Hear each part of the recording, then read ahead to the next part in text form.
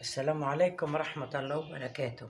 النهاردة هنعمل ايه؟ البيض الاومليت، يعني ينفع فطار حلو قوي، وينفع الاطفال اللي هم ما بيحبوش البيض هيحبوه بالطريقة دي.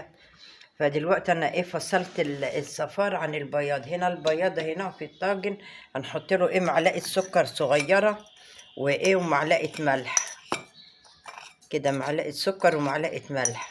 وهنبدأ بقى نضرب البياض ده كده. هضرب البياض،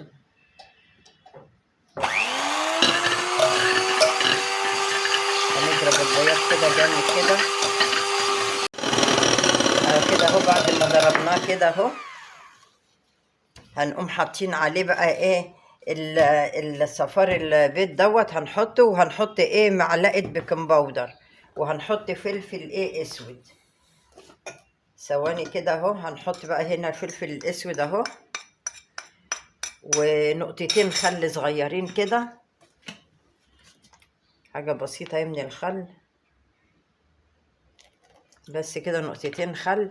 هنحط الصفار ده بقى، وهجيب معلقة صغيرة بيكنج باودر هحطها.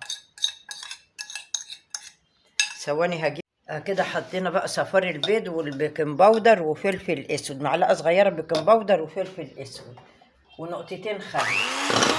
هنضربهم بقى تاني كده، وبعدين هنروح بقى على النار نقوم مولعين عليه النار.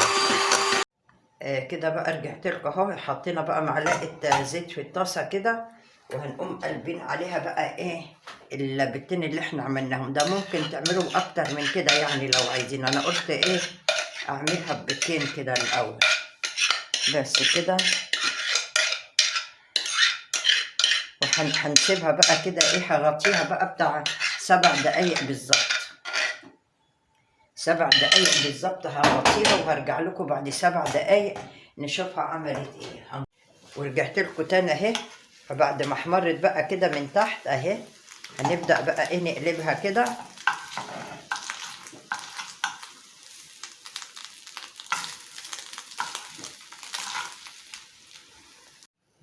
وهي كده خلصت اهي. هنقلبها بقى في الطبق ده كده اهي. انا عامله بيضتين، اللي عايز يعمل اكتر يعمل. فهتبقى بالشكل ده كده اهو اهي. وتتقطع بقى، تتقطع بقى كده بالسكينه اهي كده اهي. شوفوا كده هتبقى حلوه قوي كده. اللي عاوز يضاعف الكميه يضاعفها، هتعجب الاطفال قوي اكتر من الكبار يعني. هتبقى حلوه قوي وهتعجب الاطفال، هياكلوها وتبقى طعمها حلو وطعمها جميل. فيا ريت تجربوها، مش هتندموا. هتبقى حلوه قوي قوي كده، وتتاكل سهله على طول. فيا ريت تجربوها كده للاطفال كمان، هتبقى حلوه تعجبهم قوي، ياكلوها سهله على طول. اللي هم ما بيحبوش البيض هيحبوه بالطريقه دي. هتبقى حلوه قوي، ولو جربتوها مش هتندموا. وربنا يخليكم يا رب، ويديكم الصحه والعافيه، ويبارك فيكم، ويبعد عنكم اي شر. واقول لكم السلام عليكم ورحمه الله وبركاته.